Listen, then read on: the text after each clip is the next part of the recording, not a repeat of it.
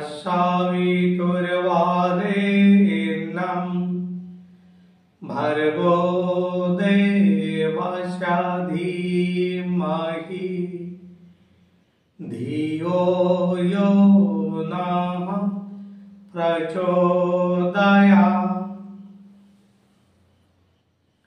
दिव्यात्मन आपण मानकु समस्तंकु मोर सप्रेम नमस्कार। आज आमे माने भारतीय संस्कृतिर एक गुरुत्वपूर्ण परिभाषा परदारेषु मातृवत् यह उपरे आमे माने आलोचना करिबा। दिव्यात्मन पुओ झियंकर परस्पर प्रति दृष्टिकोण मार्जित हेबा दरकार। पुअर दृष्टि रे झियो प्रति सम्यता रहिबा दरकार।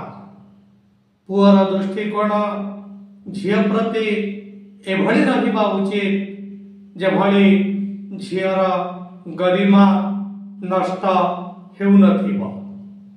झियर दृष्टिभंगी पुओ प्रति एभଳି होथिबा उचित जेभଳି भावरे पुअर मर्यादा हानि हो नथिबो। ए होछि भारत वर्षर संस्कृति। पुओ झिया परस्पर प्रति परस्पर दृष्टिकोण जदि मार्जित हुए, जदि शालीन हुए, तेबे देशर संस्कृति ऊपर स्तर को जीव। भारत वर्ष निश्चित भाव में जगत गुरु हब। आमे जदि शास्त्रर पृष्ठा उलटेबा अनेक उदाहरण ए संक्रांत रे आमे माने देखिबा को पाइबा। देखंतु रंभा अप्सरा अत्यंत सुंदरी से जते बेले रावणर सम्मुखीन होइछंती। आपण माने जानिछंती दिग्विजयी रावण जते बेले रंभांकु देखिछंती, रंभा प्रति से प्रलोभ होई जाइछंती। ताकर रूप लावण्य रे रावण मोहित होई जाइछंती। रंभा प्रति रावणर दृष्टिकोण लोलुप हो जाइछि। दृष्टिकोण रे तांकर सौम्यता रही नाही, तांकर दृष्टिभंगी अशालीन हो जाइछि। रंभा को बलात्कार करिवार इच्छा से प्रकाश करिछंती। किंतु आपण तो जानिछंती तार परिणाम कोन हला। रंभा अभिशाप देले रावण को, जदि कौनसी नारी को तार सहमति बिना जदि ताको स्पर्श करिबार प्रचेष्टा करे, तेबे रावण मृत्युवरण करिबो। दिग्विजयी रावण शास्त्र ज्ञान रे निपुण, किंतु तार ए जो अवस्था हला, जो अभिशाप से पाइला, कौन पाइला, ये होछि तार अशालीन दृष्टिभंगीर परिणाम। और मध्य देखंतु इंद्र सबुबले निज सिंहासन प्रति सचेतन। कौनसी तपस्वी जदि तपस्या रे बसुछंती, इंद्र भय करुछंती बोधवे मोर सिंहासन को से नहीं जीवे। विश्वामित्र जते बेले तपस्या करुछंती, ए भय हेछि इंद्रंकर से रंभा अप्सरा को पठेइछंती विश्वामित्रंकर तपस्या भंग करिबा पाई। रंभा निजर लोलुप दृष्टि नहीं करी आसिछंती विश्वामित्रंक निकट को। दृष्टि भंगीरे तांकर शालीनता नहीं, दृष्टि भंगीरे अशालीनता रही, सम्यता नहीं व्यभिचार युक्त हो जाइए दृष्टिकोण किंतु परिणाम कौन है आपण माने तो जानते विश्वामित्रंकर अभिशाप रंभा पथर हो रंभार दृष्टिकोण विश्वामित्र प्रति जदि शालीन होता विश्वामित्र प्रति जदि अवांछनीयता न था दृष्टिभंगी जदि व्यभिचार युक्त न होता तेबे निश्चित भाव से पथर हो न थांते से अभिशप्ता हो न थांते और मध्य आपण माने जानिछन्ते रंभा जते बेले विश्वामित्र को तपस्यारो हटई पारि नाहंती तापरे इंद्र मेनका को पठेइछन्ती मेनका निजर नग्न चाहणी नग्न नृत्य द्वारा प्रलोभित करिछन्ती विश्वामित्र को परिणाम आपण माने जानिछन्ती शकुंतलार जन्म होइछि किंतु विश्वामित्रंकर तपशक्ति क्षीण हो जाइछि जो सोपान रे से पहुंची थिले से सोपान को आसीबा पई तांको आउरी अनेक कष्ट स्वीकार करिबा को पड़िछि कोन पई यहा हला दृष्टिभंगी रे सम्यता रहिला नाही दृष्टिभंगी रे शालीनता रहिला नाही दृष्टिभंगी व्यभिचार युक्त हो गला एहलाता परिणाम आपण माने मध्य जानिछन्ति तिलोत्तमा कथा ए मध्य एक अप्सरी तिलोत्तमा सुंदर एवं उपसुंदर दुई राक्षसर मृत्युर कारण होइथिले आपण माने समस्त जानिछन्ति ब्रह्मांक बलरे बलियान होइथिले सुंदर एवं उपसुंदर कहा द्वारा मरिबे नाही बर ए पाइथिले सुंदर एवं उपसुंदर प्रार्थना करी ब्रह्मा को तपस्या करी बर पाइथिले आमे जदि मरिबु परस्पर द्वारा मरिबु किंतु समानक मध्यरे सघन भल पाइबा थिला सुंदर केबे उपसुंदर विरुद्ध जीव कि उपसुंदर केबे सुंदर विरुद्ध जीव यह कल्पनार बाहर थिला किंतु तिलोत्तमा जेते बेले आसीछि सेते बेले तिलोत्तमार रूपलावण्यरे एमाने मोहित हो जाइछन्ति तिलोत्तमा प्रति सुंदर उपसुंदर दृष्टिभंगी संपन्न भाव में शालीन हो जाइछि व्यभिचार युक्त हो जाइछि दुई जण तिलोत्तमा को विवाह करबा को चाहिछन्ति तिलोत्तमा कहिछि मु निश्चित भाव में आपण मानकु विवाह करिबी किंतु मु जड़ को विवाह करिबी जे आपण दुई जन का मध्यरु अधिक बलवान थिबो वर्तमान सुंदर एवं उपसुंदर उभय युद्ध रे लिप्त होइछन्ति एवं ए युद्ध रे दुई जनकर विनाश होइछि सुंदर एवं उपसुंदर देखंतु केते शक्तिशाली देवता मानक मध्यरे भयर संचार करुथिले किंतु आजि तांकर अशालीन दृष्टिभंगी पाई व्यभिचार युक्त दृष्टिभंगी पाई आज परस्पर मध्यरे भाई भाई मध्यरे लड़ई हैला मृत्युवरण कले एटा आपण माने जानि छथि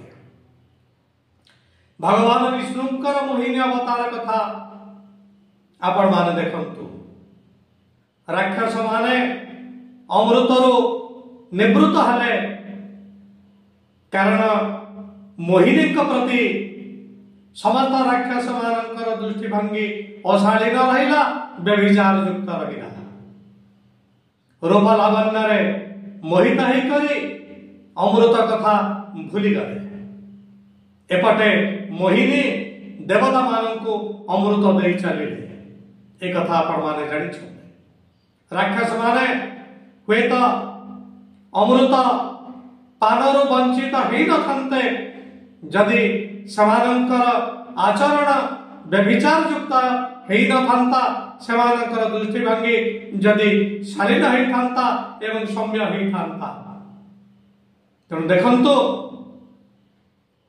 नारी प्रति अशालीन मनोभाव व्यभिचार युक्त मनोभाव किभଳି ଭାବରେ ସବୁ କ୍ଷେତ୍ରରେ ଘାତକ ହେଇଛି। ତେଣୁ ନିଶ୍ଚିତ ଭାବରେ ଏଥିରୁ ଆମେ ମାନେ ପ୍ରେରଣା ନେବା, ପୁଅ ଝିଅ ପରସ୍ପର ପ୍ରତି ତାଙ୍କର ଦୃଷ୍ଟିଭଙ୍ଗୀରେ ଶାଳୀନ ରହିବେ, ସୌମ୍ୟ ରହିବେ, ସାମାନ୍ୟତମ ଅବାଞ୍ଛନୀୟତା ରହିବ ନାହିଁ। ଆଜି ଭାରତବର୍ଷ ନିମ୍ନ ସ୍ତରକୁ ଯାଉଛି, ଜଗତଗୁରୁର ମାନ୍ୟତା ହରାଇବାକୁ ବସିଛି। ତା ପାଇଁ ଏଇଟା ଏକ ଗୁରୁତ୍ୱପୂର୍ଣ୍ଣ କାରଣ ହେଇପାରେ। ଆମେ ମାନେ ଆମର ଦୃଷ୍ଟିଭଙ୍ଗୀରେ ଶାଳୀନ ନୁହଁ, ଦୃଷ୍ଟିଭଙ୍ଗୀ ଆମର ମାର୍ଜିତ ନୁହଁ। ଆହୁରି ମଧ୍ୟ ଦେଖନ୍ତୁ, ଭସ୍ମାସୁର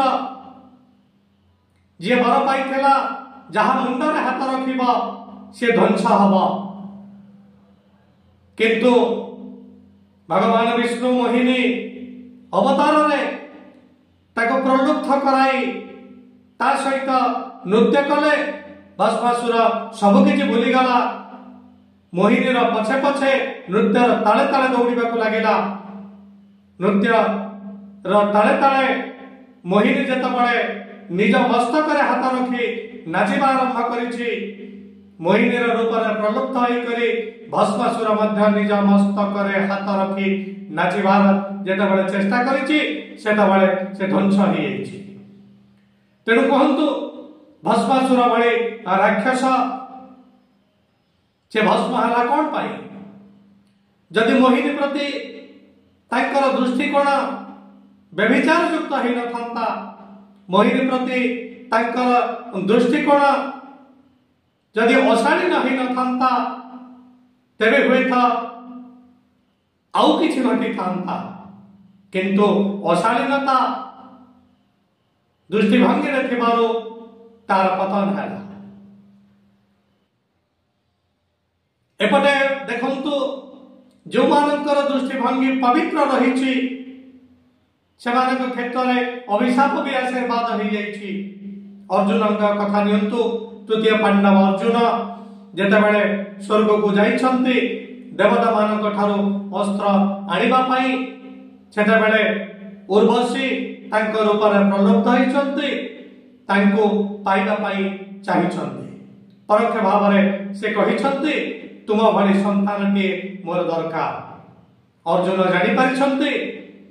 ତତ୍କ୍ଷଣାତ୍ ଉର୍ବଶୀଙ୍କର ପାଦ ତଳେ ଆଣ୍ଠୁ ମାଡ଼ି ସେ ବସିକରି କହିଛନ୍ତି, ମୋ ଭଳି ପୁଅ ଯଦି ଆପଣଙ୍କର ଆବଶ୍ୟକ, ମୁଁ ଆଜି ପ୍ରତିଜ୍ଞା କରୁଛି, ଆଜିଠାରୁ ଆପଣ ହେଉଛନ୍ତି ମୋର ମା, ମୁଁ ହେଉଛି ଆପଣଙ୍କର ସନ୍ତାନ। এই ଭାରତବର୍ଷର ସଂସ୍କୃତି এই ହେଉଛି ପରଦାରେଶ ମାତୃବତ୍ର ଭାବନା। ବିବେକାନନ୍ଦଙ୍କୁ ଯେତେବେଳେ ଜଣେ ମହିଳା ଯାଇକରି ନିବେଦନ କରିଛି, ବିବାହ କରିବାକୁ ଚାହିଁଛି ବିବେକାନନ୍ଦଙ୍କୁ, ସେତେବେଳେ ବିବେକାନନ୍ଦ କଣ କହିଛନ୍ତି ଆପଣମାନେ ଜାଣନ୍ତି? ବିବେକାନନ୍ଦ କହିଥିଲେ, ମୁଁ ହାଡ଼ ମାଂସ ଶରୀରର ସମ୍ଭୋଗ ପାଇଁ ଆସିନାହିଁ। এই ହେଉଛି ଭାରତବର୍ଷର ସଂସ୍କୃତି, ପରଦାରେଶ ମାତୃବତ୍ର ଭାବନା। ଆସନ୍ତୁ ଆମେମାନେ ଆମର ସଂସ୍କୃତିରୁ এই ପ୍ରେରଣା ନେବା। ଆପଣମାନେ ଅନୁସୂୟାଙ୍କର କଥା ଜାଣିଥିବେ। ନିଜର ସତୀତ୍ୱର ପରାକାଷ୍ଠା ବଳରେ ସୂର୍ଯ୍ୟଙ୍କର ଉଦୟ ହେବାକୁ ସେ ରୋକି ଦେଇ ପାରିଥିଲେ। ବ୍ରହ୍ମା ବିଷ୍ଣୁ ମହେଶ୍ୱରଙ୍କୁ ତିନୋଟି ଦୁଗ୍ଧପୋଷ୍ୟ ଶିଶୁ ସେ କରିଦେଇ ପାରିଥିଲେ ନିଜର ସତୀତ୍ୱର ପରାକାଷ୍ଠା ବଳରେ। ସାଣ୍ଡିଲ୍ୟ ଅନୁରୂପ ଭାବରେ ସତୀତ୍ୱର ପରାକାଷ୍ଠା ପ୍ରଦର୍ଶନ କରିଥିଲେ। ଦମୟନ୍ତୀ ନିଜର ସତୀତ୍ୱର ପରାକାଷ୍ଠା ବଳରେ ତାଙ୍କ ଉପରେ ଲୋଲୁପ ଦୃଷ୍ଟି ନିକ୍ଷେପ କରୁଥିବା ଏକ ବ୍ୟାଧକୁ ପୋଡ଼ି କରି ଧ୍ୱଂସ କରିଦେଇ ପାରିଥିଲେ। ଏ ହେଉଛି ସତୀତ୍ୱର ମହିମା, ଆମେମାନେ ଜାଣିଛନ୍ତି। କିନ୍ତୁ ଆଜି କଣ ପରିଦୃଷ୍ଟ ହେଉଛି? ସମସ୍ତଙ୍କର ଦୃଷ୍ଟିଭଙ୍ଗୀରେ ଆଜି ଅଶାଳୀନତା ରହିଛି, ସମସ୍ତଙ୍କର ଦୃଷ୍ଟିଭଙ୍ଗୀରେ ଆଜି ଅବାଞ୍ଛନୀୟତା ରହିଛି, କାହାରି ଦୃଷ୍ଟିଭଙ୍ଗୀରେ ଆଜି ସୌମ୍ୟତା ନାହିଁ। ଝିଅମାନେ ତ ଆଜି ସ୍ୱାମୀ ପରିବର୍ତ୍ତନ କରୁଛନ୍ତି ନିଜ ପୋଷାକ ପରିବର୍ତ୍ତନ କରିବା ଭଳି। कौन थिला अतीत वर्तमान आज कौन हो आसतु आमे माने निजको समीक्षा करिबा आमर संस्कृति को आमे ऊपर स्तर को नबा परदारेशु मातृमात्र भावना जे पर्यंत रहिबो से पर्यंत आम देश भारत वर्ष केबे भी पछकु आसीबो नाही निश्चित भाव में जगत गुरु हम आपण माने तो जानिछन्ते जलंधर स्त्री तुलसी कथा तुलसी एभली भाव में सती थिले जे पर्यंत तांकर सतीत्व क्षुण्ण रही से पर्यंत तांकर स्वामी मृत्युवरण करिवे नाही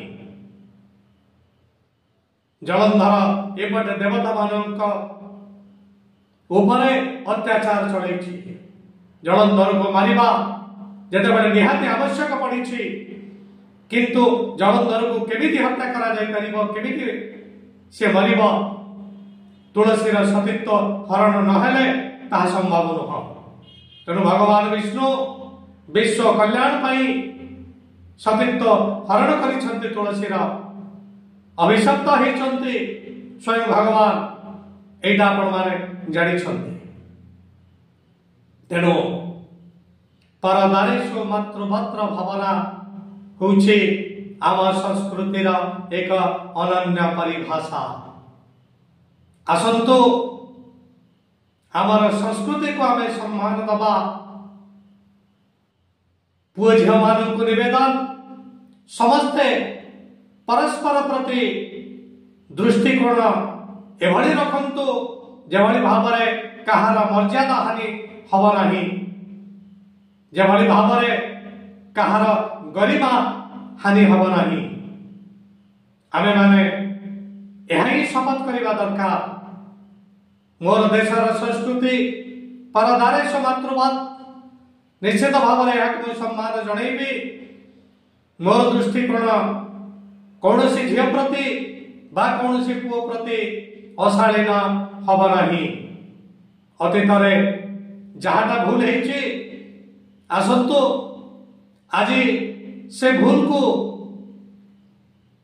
आपण धोई देवार प्रचेषा करंतु गायत्री महामंत्र सहारा नहीं करी एवं प्रतिज्ञा करंतु आज ठारू आपणकर दृष्टिभंगी मार्जित रहिबा सौम्य रहिबा शालीन रहिबा दिव्यात्मान समय तो सरी आसलाणी आसंतु विश्व कल्याण उद्देश्य रे शांतिपाठ करिबा एवं समस्त को निवेदन करिबा आपण माने समस्ते परस्पर प्रति अशालीन दृष्टिभंगी रखंतु नहीं कुत्सित दृष्टिभंगी रखंतु नहीं व्यभिचार युक्त दृष्टिभंगी रखंतु नहीं भारत वर्ष को आग को जीवाकु दियंतु भारत वर्ष को जगत गुरु हेबारु वंचित करंतु नहीं।